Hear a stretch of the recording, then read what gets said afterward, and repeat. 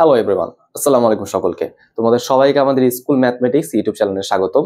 আজকে হচ্ছে আমরা খুব গুরুত্বপূর্ণ, খুব বার্নিং একটা প্রশ্ন নিয়ে আলোচনা করব। সেটা হচ্ছে তোমার কি সায়েন্স নিয়ে পড়া উচিত কিনা। ওকে, এখন ভাইয়া আমরা যদি এই জিনিসটাকে একটু এক্সপ্লেন করার চেষ্টা করি, তোমরা যারা বর্তমানে ক্লাস 9-এ আছো, তাই না? তোমরা অনেকে বার্ষিক পরীক্ষা দিচ্ছ, অনেকে কিন্তু পরীক্ষা কোনো শুরু হয়নি। তো যাই হোক না কেন, আমরা এটা হচ্ছে হিসাব করলাম যে ডিসেম্বরের মধ্যে তোমাদের মোটামুটি অনেকের এক্সাম শেষ হয়ে যাবে, ডিসেম্বরের দ্বিতীয় সপ্তাহের মধ্যে। এরপরে কিন্তু তোমাদের আলটিমেটলি ওই সায়েন্সে যাবা নাকি কমার্সে যাবা নাকি আর্টসে আসবা, এই বিষয় নিয়ে একটা ডিসিশনের একটা পালা চলে আসা। অনেকেরই কিন্তু এটা স্কুল থেকে নির্ধারণ করেই ফেলছে ক্লাস 8-এর রেজাল্টের উপর ভিত্তি করে, অনেকে কিন্তু এখনো করে নাই। তো তোমরা অনেকেই হচ্ছে এটা নিয়ে দ্বিধাদ্বন্দ্বে আসো যে আমি আসলে কোন স্ট্রিমের দিকে যাব, আমি কি সায়েন্স কমার্স আর্টস কোনটা নিয়ে আসলে পড়বো, তাই না? তো সেটা নিয়ে আমরা আজকে একটু ডিসকাস করার চেষ্টা করব। তো ভাইয়া, আমি যেহেতু হচ্ছে সায়েন্সের স্টুডেন্ট, সো আমি হচ্ছে তোমাদের সায়েন্স নিয়ে একটু গাইডলাইন দিতে পারবো যে তুমি কেন সায়েন্সে আসবা বা তোমার কি সায়েন্সে আসা উচিত কিনা। তার মানে এই না যে তুমি কমার্স বা আর্টসে পড়লে কিছু করতে পারবা না, বা ওটা যে সায়েন্স থেকে কম ভালো এরকম না বিষয়টা। যেহেতু আমি সায়েন্সের স্টুডেন্ট, আমি হচ্ছে সায়েন্স নিয়ে ভালো করে জানি, এই জন্য আমি সায়েন্স নিয়ে তোমাদেরকে বলতেছি। হ্যাঁ, তোমাদেরকে একটু মোটিভেট করতেছে আর কি বিষয়টা।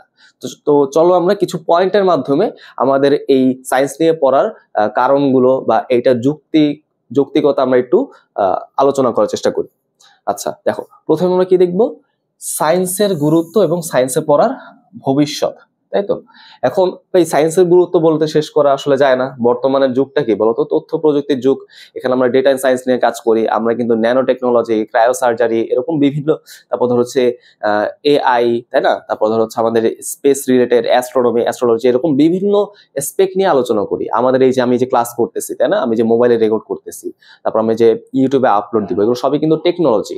এই টেকনোলজিগুলো কিন্তু সায়েন্স থেকেই আসছে। তো তুমি যদি সায়েন্স নিয়ে পড়াশোনা করো, সায়েন্স নিয়ে তুমি যদি ক্যারিয়ার তৈরি করো, তুমি কিন্তু নিজেকে এই টেকনোলজির সাথে রিলেট করতে পারবা, কোরিলেট করতে পারবা, টেকনোলজির সাথে তুমি হচ্ছে মিশে যেতে পারবা। বুঝতে পারছো তো? তো বর্তমান দুনিয়ায় কিন্তু সায়েন্সের এই অবদান ছাড়া চলতে পারে না।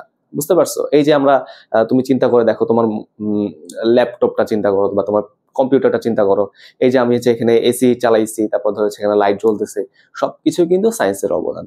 বুঝতে পারছো? সো সায়েন্সের গুরুত্ব বলে আসলে শেষ করা সম্ভব না। ভবিষ্যৎ যদি আসে, দেখো সময় সময় কিন্তু বেশ কিছু টেকনোলজি পরিবর্তন হয়ে যায়, কিছু টেকনোলজির গুরুত্ব কমে যায়, কিছু টেকনোলজির গুরুত্ব বেড়ে যায়, কিছু টেকনোলজি নতুন করে আসা দরকার। যেমন আজ থেকে 50 বছর আগে কিন্তু রোবটস, এটার খুব একটা প্রয়োজন ছিল না। আজ থেকে 20 বছর আগে কিন্তু এআই এর খুব একটা প্রচলন ছিল না। এখন দেখো, এখন আমরা চ্যাট জিপিটি বা এআই এর হেল্প নিয়ে অনেক কিছুই খুব সিম্পলি করে ফেলতে পারতেছি, তাই না? বিষয়টা এরকম। আগে তুমি চিন্তা করে দেখো, আগে যে আমাদের যে কৃষি ক্ষেত্রটা তুমি যদি চিন্তা করো, সেখানে আমরা কি করতাম, চাষাবাদের জন্য আমরা ট্রাক্টর ইউজ করতাম, তাই না? এরকম বেশ কিছু জিনিস ইউজ করতাম। এখন আমরা কি করি, এখন আমরা সিডিং এর জন্য আরো অত্যাধুনিক জিনিসপত্র নিয়ে আসছি। বুঝতে পারছো তো? আচ্ছা, বিষয়টা কি, আমাদের যতই সময় যাবে, সময়ের সাথে সাথে বেশ কিছু নতুন প্রযুক্তির চাহিদা তৈরি হবে। সেই নতুন প্রযুক্তিগুলো কিন্তু আমরা কি করতে পারি, সায়েন্সের জ্ঞানটা ইউজ করেই ডেভেলপ করতে পারি। বুঝছো তো বিষয়টা? তার মানে তোমার কিন্তু বর্তমান বলো বা ভবিষ্যৎ বলো, যেইখানেই তুমি চিন্তা করো না কেন, সব জায়গায় কিন্তু তোমার কি লাগবে, বিজ্ঞানের নলেজ লাগবে। বুঝছো? ভবিষ্যতের দুনিয়া কিন্তু বিজ্ঞানই ডমিনেট করবে, এরকম বিষয়টা। বুঝতে পারছো আমার কথা? আচ্ছা, এবার যদি আসি, দেখো এই কথাটা, যারা প্রযুক্তি, উদ্ভাবন এবং গবেষণায় আগ্রহী, তাদের জন্য সায়েন্স হচ্ছে উপযুক্ত। দেখো, সায়েন্স কথার মানে হচ্ছে গবেষণা, বুঝছো, রিসার্চ করা। যে তুমি যদি এখন চিন্তা করে দেখো যে পৃথিবীর তাপমাত্রা কিন্তু ক্রমান্বয়ে বৃদ্ধি পাচ্ছে, তাই না? পৃথিবীর গড় তাপমাত্রা আমরা 15 ডিগ্রি সেলসিয়াস ধরি, বাট তুমি যদি বাংলাদেশের পার্সপেক্টিভে চিন্তা করে দেখো, গত বছর কিন্তু তাপমাত্রা 40-এরও বেশি চলে গেছে। আবার এই বছর কি বলতেছে, তাপমাত্রা 4 ডিগ্রি পর্যন্ত চলে আসবে। তার মানে তাপমাত্রা কিন্তু অনেক বেশি পরিমাণ হেরফের হচ্ছে, অনেক বেশি পরিমাণ হ্রাস বৃদ্ধি ঘটতেছে, তাই তো? এটা কার সাথে রিলেটেড বলতো? ক্লাইমেট চেঞ্জের সাথে রিলেটেড, তাই না? জলবায়ু পরিবর্তনের সাথে রিলেটেড। ওকে, এখন এই জলবায়ু পরিবর্তনটা কেন হচ্ছে, আমি কিভাবে এটাকে সমাধান করতে পারি, এইটার জন্য কিন্তু আমাদের অনেক পরিমাণ রিসার্চের প্রয়োজন। এই রিসার্চের জন্য আমাদের বিজ্ঞানের নলেজ থাকা কিন্তু মাস্ট। তোমরা আমার কথাটাকে বুঝতে পারছো? তার মানে গবেষণা বা রিসার্চের জন্য তোমার কিন্তু সায়েন্সটা লাগবে লাগবে লাগবে। আচ্ছা, তারপর দেখো উদ্ভাবন বা কোনো কিছু তৈরি করা, তাই তো? এই যে আমি গবেষণা করলাম, গবেষণা করে কি জানতে পারলাম, যে আমাদের এই যে তাপমাত্রা বৃদ্ধি হওয়ার কারণ হচ্ছে কার্বন ডাই অক্সাইড। অনেক বেশি পরিমাণ আমরা হচ্ছে এরকম গ্রিন হাউস গ্যাস নিঃসরণ করতেছি। এই গ্রিন হাউস গ্যাসটাকে আমাদের কি করতে হবে, নিঃসরণটাকে কমাইতে হবে। এই জন্য আমরা বিভিন্ন প্লান্ট তৈরি করছি, বুঝছো? যেমন সালফার ডাই অক্সাইডকে নিঃসরণ আটকানোর জন্য আমরা FGD তৈরি করছি। এরকম বেশ কিছু আমরা প্লান্ট তৈরি করছি, যে প্লান্টের মাধ্যমে, প্লান্ট মানে কিন্তু এখানে গাছ না, হ্যাঁ, প্লান্ট মানে বিভিন্ন মেকানিজম চিন্তা করো, বিভিন্ন মেশিন চিন্তা করো। সেই মেশিনের মাধ্যমে আমরা এই CFC বা এই যে আমাদের গ্রিন হাউস গ্যাসগুলো আছে তাদেরকে আমরা আটকায় রাখছি, যাতে তারা বাতাসের সাথে মিশে পরিবেশের তাপমাত্রাটাকে বাড়াইতে না পারে, বুঝছো? তার মানে আমাদের গবেষণা কিন্তু আমাদের নতুন জিনিস উদ্ভাবনের প্রতি নিয়ে যেতে পারে, নতুন প্রযুক্তি তৈরির পথে নিয়ে যেতে পারে। বুঝতে পারছো আমার কথাগুলো? তার মানে তুমি যদি চিন্তা করো যে না, আমার হচ্ছে উদ্ভাবনী শক্তি, একটা জিনিসকে নতুন করে চিন্তা করার শক্তি অনেক বেশি, তাহলে কিন্তু তোমার জন্য সায়েন্সটা উপযুক্ত। আচ্ছা, এরপর যদি আসি যে যারা সমস্যা সমাধানে আগ্রহী, তাদের জন্য কিন্তু সায়েন্সটা খুব গুরুত্বপূর্ণ। দেখো যে তোমার মনে হতে পারে ভাই আমরা তো এখন কি করতেছি, বাংলা পড়তেছি, ইংলিশ পড়তেছি, তাই না? এগুলো সব তো হচ্ছে বুকিশ নলেজ, তাই তো, পুঁথিগত বিদ্যা, বই পড়তেছি। তুমি এখন যদি কেমিস্ট্রির কথা চিন্তা করো, এই যে আমি যে এখানে হাইড্রোজেন হিলিয়াম নিয়ে পড়তেছি, এটা পরে সামনে আমার কি লাভটা হচ্ছে, তাই তো? এই যে আয়নীকরণ শক্তি পড়লাম, কি লাভটা হইলো, তাই না?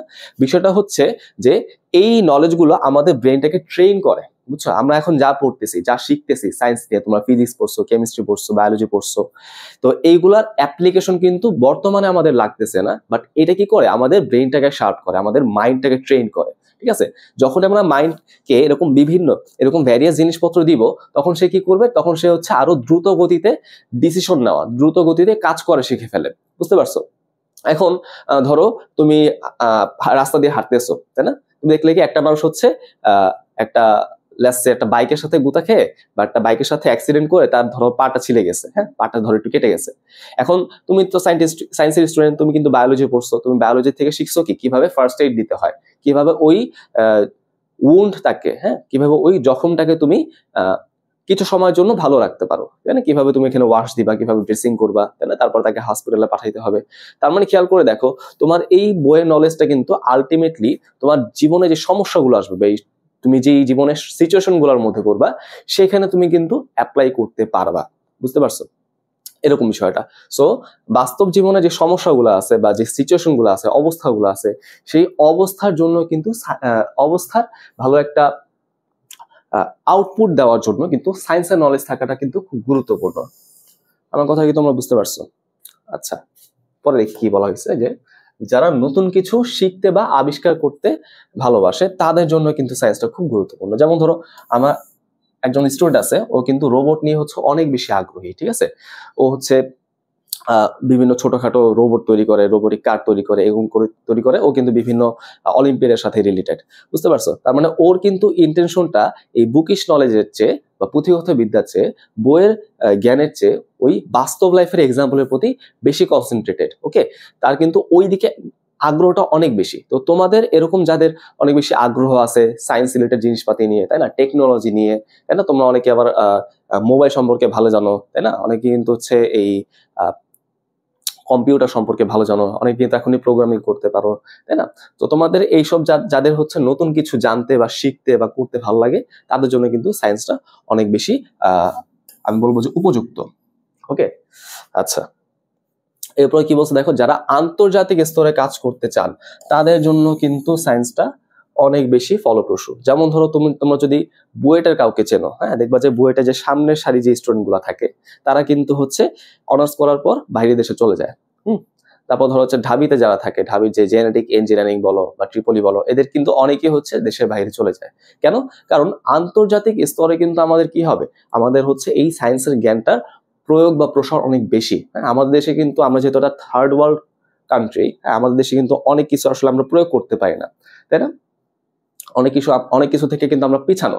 বাট বাহিরের দেশে কিন্তু সেই জায়গা থেকে তারা কিন্তু অনেক উন্নত। যেমন ধরো তুমি জাপানের কথা চিন্তা করো, যেমন ধরো তুমি ওয়েস্টার্ন কান্ট্রিগুলোর কথা চিন্তা করো, আমেরিকার কথা চিন্তা করো, ঠিক আছে? তারা কিন্তু এইসব টেকনোলজি থেকে রিলেটেড জিনিসপাতিতে অনেক বেশি উন্নত, অনেক বেশি এগিয়ে গেছে। তো তুমি যদি ওইসব জায়গার বা ওইসব কোম্পানিগুলোর সাথে নিজেকে জোড়ায় নিতে পারো, তাহলে কিন্তু তুমি হচ্ছে পুরো বিশ্বে তোমার একটা প্রভাব তৈরি করতে পারবা, বুঝতে পারছো? এরকম বিষয়টা। আচ্ছা, আর হচ্ছে যারা সামাজিক এবং পরিবেশগত সমস্যার সমাধানে আগ্রহী। এটা কিন্তু নতুন কোনো কথা না, আমরা কিন্তু অলরেডি দেখছি যে আমাদের বাস্তব লাইফে যে সিচুয়েশন বা সমস্যাগুলো আমরা ফেস করি সেগুলো কিন্তু আমরা অনেকগুলো আমাদের সায়েন্সের নলেজ দিয়ে সমাধান করে ফেলতে পারি। ওকে, এইরকম বিষয়টা। আর দেখো এটা দেখো যে সায়েন্সের মধ্যে বিভিন্ন শাখা এবং সুযোগ সুবিধা আছে। কিরকম বিষয়টা তুমি যদি চিন্তা করে দেখো, আমি যদি সায়েন্স নিয়ে পড়ি, সায়েন্সে কিন্তু বেশ কিছু স্ট্রিম আছে, তাই না? সায়েন্স পড়ে আমরা কি করতে পারি? আমরা হচ্ছে অনেকে প্রকৌশলী হইতে পারি, ইঞ্জিনিয়ার হইতে পারি, রাইট? ইঞ্জিনিয়ারিং আবার বিভিন্ন রকমের আছে। আমরা হচ্ছে অনেকে ইলেকট্রিক্যাল ইঞ্জিনিয়ার হইতে পারি, তাই তো, ট্রিপলি যেটাকে আমরা বলি ইলেকট্রিক্যাল অ্যান্ড ইলেকট্রনিক ইঞ্জিনিয়ারিং। অনেকে কম্পিউটার নিয়ে হচ্ছে পড়াশোনা করতে পারি, অনেকে হচ্ছে সিভিল নিয়ে পড়াশোনা করতে পারি, অনেকে হচ্ছে আমাদের যন্ত্রপাতি নিয়ে পড়াশোনা করতে পারি, মেকানিক্যাল ইঞ্জিনিয়ারিং, তাই না?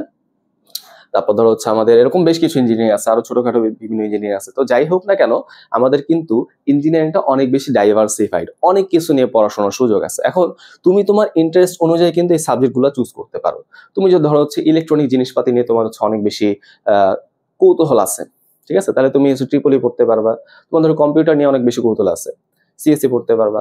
তোমাদের হচ্ছে কোনো অবকাঠামো তৈরির প্রতি ইন্টারেস্ট আছে, এই যে পদ্মা সেতু কিভাবে তৈরি করা হলো, মেট্রো রেল কিভাবে তৈরি করা হলো, আমি বড় হয়ে একটা মেট্রো রেলের মতো একটা কাঠামো তৈরি করতে চাই, তাহলে সিভিল ইঞ্জিনিয়ারিং তোমার জন্য। বুঝতে পারছো? ধরো তোমার হচ্ছে ইঞ্জিনিয়ারিং পড়ার আগ্রহ নাই, তাহলে তুমি কি পড়তে পারো? তুমি মেডিকেল সায়েন্স পড়তে পারো। ওকে, মেডিকেল সায়েন্স মানে যে তোমার হচ্ছে ডাক্তার হইতে হবে এরকমও না, বুঝছো?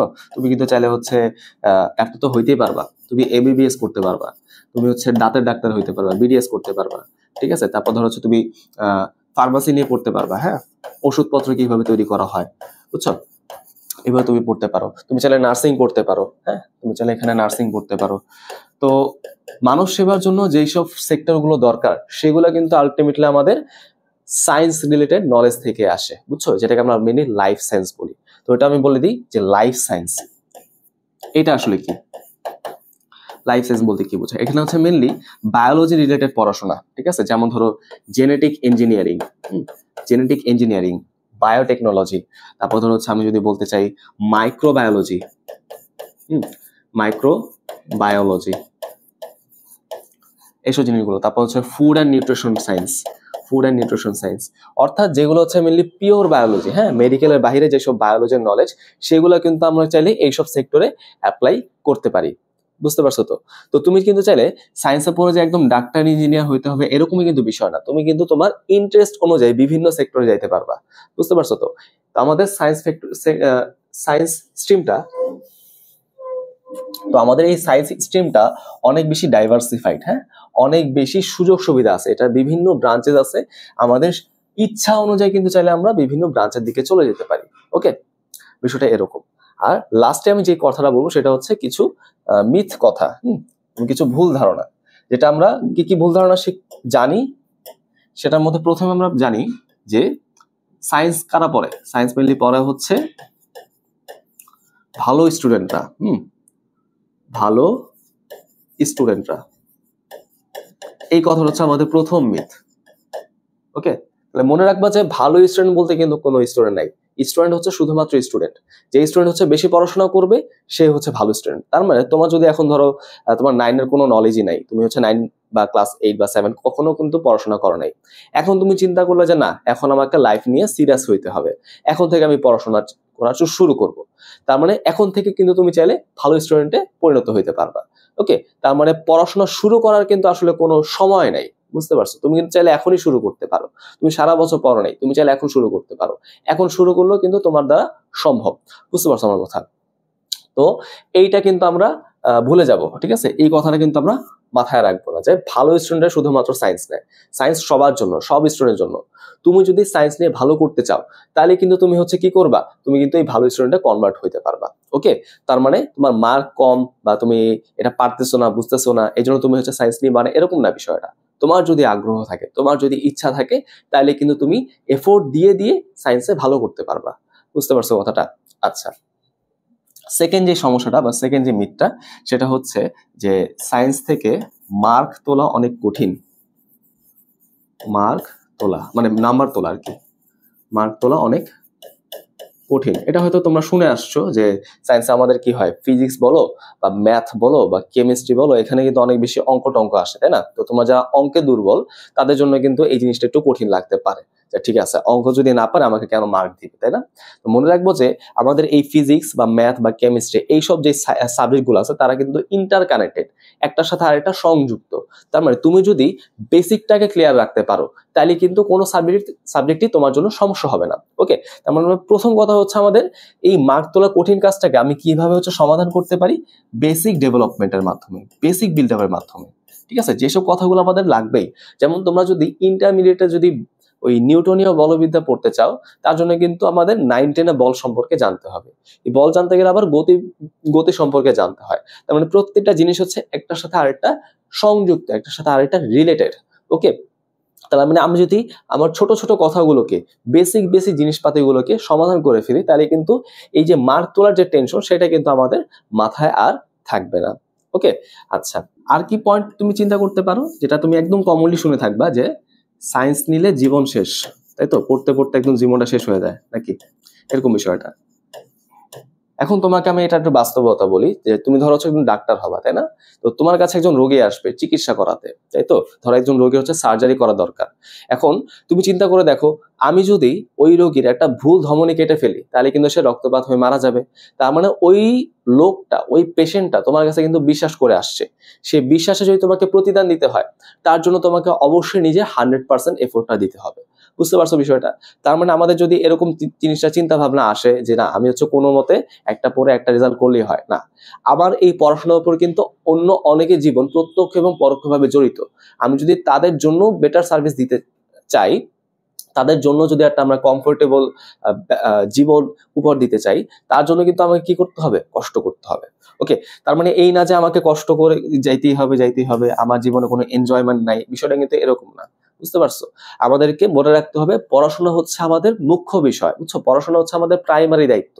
এর বাইরে আমাদের যা যা আছে, ধরো তুমি এখন ট্রাভেল করতে পছন্দ করো, ঠিক আছে, ঘুরতে পছন্দ করো, তুমি হচ্ছে ট্রাভেলিং করলা কখন, যখন তোমার হচ্ছে পড়াশোনায় গ্যাপ থাকবে, তোমার যখন এক্সাম শেষ হয়ে যাবে তখন তুমি এক সপ্তাহ সময় নিয়ে একটু ঘুরতে পারো। তার মানে আমাদের যে শখ আহ্লাদ গুলো আছে, হ্যাঁ, আমাদের যে ইচ্ছাগুলো আছে, তাদেরকে আমরা সেকেন্ডারি প্রায়োরিটি দিব। ঠিক আছে, আমাদের পার্সোনাল লাইফকে আমরা সেকেন্ডারি প্রায়োরিটি দিব। প্রথম প্রায়োরিটি থাকবে সবসময় আমাদের মানে পড়াশোনা। হ্যাঁ, সায়েন্স যদি আমরা নেই, প্রথম প্রায়োরিটি থাকবে কি, আমি লিখে দিই, আমাদের ফার্স্ট প্রায়োরিটি থাকবে হচ্ছে, বা যেটাকে আমরা দায়িত্ব বলতে পারি, সেটা হচ্ছে পড়াশোনা। মনে রাখবো যে আমি যদি পড়াশোনা করতে পারি, আমার যদি পড়ার ধরনটা ঠিক থাকে, পড়ার যদি ফ্লোটা ঠিক থাকে, তাহলে আমার জীবন ঠিক আছে। এভাবে তোমাকে চিন্তা করতে হবে। তুমি এই জিনিসটাকে কখনোই বার্ডেন মনে করবে না, ঠিক আছে? যেটা আমরা হচ্ছে মেইনলি সমস্যায় ফেস করি, সেটা হচ্ছে আমরা সায়েন্সের যে পড়াশোনাগুলো আছে তাদেরকে আমরা একটা বার্ডেন ফিল করি, একটা বোঝা ফিল করি। এই জন্য দেখা যায় কি, আমি যখনই পড়তে বসি আমার কিন্তু পড়তে বসলে ঘুম পায়, কারণ এই জিনিসটাকে আমি হচ্ছে প্রায়োরিটি দেই নাই, আমি হচ্ছে দায়িত্ব মনে করি নাই, কর্তব্য মনে করি নাই, আমি জিনিসটাকে বোঝা মনে করছি যে এইটা থেকে যত দ্রুত আমি বাঁচতে পারবো ততই আমার জন্য ভালো। এই জন্য কি হয়, যতক্ষণ আমরা পড়াশোনার মধ্যে থাকি আমাদের মাথায় কিন্তু সবসময় হচ্ছে ওই চিন্তাটা কাজ করে যে কখন হচ্ছে পড়াশোনা শেষ হবে, তাই না? তুমি যখন একটা ক্লাস করা শুরু করো, তোমার মাথায় সেটাই কাজ করে যে ক্লাসটা কখন শেষ হবে, তাই তো? তার মানে মনে রাখবো যে পড়াশোনাকে, সায়েন্সের পড়াশোনাকে কখনোই আমরা বোঝা মনে করবো না, সায়েন্সের পড়াশোনাকে সবসময় আমরা দায়িত্ব মনে করব, ঠিক আছে, রাইট? আচ্ছা, তাহলে এইগুলো হচ্ছে আমাদের এখানে আরেকটা কথা। আরেকটা জিনিস কি, আরেকটা জিনিস হচ্ছে এক্সপেকটেশন, প্রত্যাশা। প্রত্যাশা প্রত্যাশা বা এক্সপেকটেশন, এই বিষয়টা আসলে কিরকম আমি যদি তোমাকে একটু বর্ণনা করতে চাই, তো বলতে চাই, তাহলে দেখো তোমরা যে এখানে ক্লাসের টপার আছো, রোল 1, 2, 3, তোমরা জানো যে তোমাদের বাবা মা তোমাদের থেকে অনেক বেশি আশা করে যে আমার ছেলে এইটা হবে, আমার ছেলে বা আমার মেয়ে এইটা হবে, তাই না? রাইট? ওই জিনিসটা কি করে আমাদের মাথার মধ্যে চলে আসে, আমাদের ঘাড়ের উপর চলে আসে, যে না, আমি যদি এখন ভালো না করি তাহলে কিন্তু আমার বাবা মা হচ্ছে এটা নিয়ে অনেক বেশি আপসেট হবে, তারা মানুষকে হচ্ছে মুখ দেখাইতে পারবে না। সো এই যে এক্সপেকটেশন, এই যে প্রত্যাশা, এই প্রত্যাশা হচ্ছে আমাদের হচ্ছে অনেক বেশি মেন্টাল প্রেশার দেয়, যে আমি যদি এখন এটা না করি তাহলে মানুষজন কি বলবে, তাই না? আমার বন্ধু বান্ধব কি বলবে, আব্বা আম্মা কি বলবে। সো এই এক্সপেকটেশনের ফাঁদে কিন্তু আমরা হচ্ছে যারা ক্লাস টপার আছি বা যারা হচ্ছে পড়াশোনা করতে পছন্দ করি তারা কিন্তু ফেসে যাই। অনেকে সেই এক্সপেকটেশনের কথা ভেবে কিন্তু সায়েন্স নেয়, যে না আমি যদি সায়েন্স না নেই তাহলে মানুষজন আমাকে কি বলবে, তাই না, আমি ক্লাস টপার, আমার রোল 1, আমি তো সায়েন্স নিবো, তাই না, আর কে নিবে। তো বিষয় মনে রাখবা যে ক্লাসের রোল দিয়ে কিন্তু কখনোই আমরা স্ট্রিম ডিসাইড করতে পারি না। স্ট্রিম অলওয়েজ হচ্ছে আমরা ইন্টারেস্ট বা আগ্রহ দিয়ে ডিসাইড করি, বুঝছো। তোমার ক্লাসের রোল হচ্ছে 30, তুমি কিন্তু সায়েন্স নিতে আগ্রহী, তাহলে তোমার হচ্ছে সায়েন্স নেওয়া উচিত। তোমার ক্লাসের রোল হচ্ছে 3, তোমার হচ্ছে সায়েন্স নিতে ভালো লাগতেছে না, বা সায়েন্স আমার পড়ার কোনো আগ্রহ নাই, ডাক্তার ইঞ্জিনিয়ার আমি হব না, আমি হচ্ছে ধরো বিজনেসের দিকে যাব, বা আমি ধরো হচ্ছে লয়ার হইতে চাই, তাহলে তুমি হচ্ছে সেই রেসপেক্টিভ ফিল্ডে যাবা। বিষয়টা এরকম। তার মানে ক্লাস রোল দিয়ে কিন্তু কখনোই তুমি স্ট্রিম ডিসাইড করবা না। মনে রাখবো যে এই প্রত্যাশার চাপ যত বেশি নিব তত এটা আমাদের মানসিক স্বাস্থ্যকে ক্ষতিগ্রস্ত করবে। বুঝতে পারছো তো? তো এই যে আমাদের ভুল কথাগুলো, এই ভুল কথাগুলো অবশ্যই আমাদের কি করতে হবে, অ্যাভয়েড করতে হবে। অবশ্যই এখান থেকে আমাদের বের হয়ে আসতে হবে। আমাদের হচ্ছে স্বাধীন চিন্তা ভাবনা করতে হবে। আমরা নিজেদেরকে কিভাবে বেটার রাখতে পারি, নিজেদের ব্রেইনটাকে কিভাবে সুস্থ রাখতে পারি, নিজেদের মানসিক স্বাস্থ্যকে কিভাবে সুস্থ রাখতে পারি, সেটা আমাদের চিন্তা করতে হবে। ওকে, তুমি হচ্ছে কারো কথা শুনে যে একটা স্ট্রিম ডিসাইড করে ফেললা, তারপর কিন্তু তুমি এটার জন্য একটু আফসোস করতে পারো, ঠিক আছে। যদিও সায়েন্স যদি এখন নাও এটা চেঞ্জ করার সুবিধা থাকে, তাও এই জিনিসটা তোমার হচ্ছে একটা মেন্টাল প্রেশার দিতে পারে, হ্যাঁ, তোমাকে একটা পীড়া দিতে পারে, হ্যাঁ, প্যারা দিতে পারে, এভাবে তুমি বলতে পারো। তো এই জিনিসগুলো আমি তোমাদের সাথে একটু আলোচনা করার চেষ্টা করলাম। সামনে ধরো আমি তোমাদের সাথে আরো বেশি আলোচনা করবো, আরো তোমাদের গাইডলাইন দেওয়ার চেষ্টা করব। ওকে, তাহলে তোমরা হচ্ছে তোমাদের আগ্রহ, হ্যাঁ, তোমার মন কি চায় সেটাকে খুঁজে বের করো, তারপর হচ্ছে তোমরা স্ট্রিম ডিসাইড করো। ওকে, কারো কথা শুনে কিন্তু স্ট্রিম ডিসাইড করা যাবে না। তাহলে চিন্তা করতে থাকো, পড়াশোনা করতে থাকো, সবাই ভালো থাকো। আসসালামু আলাইকুম।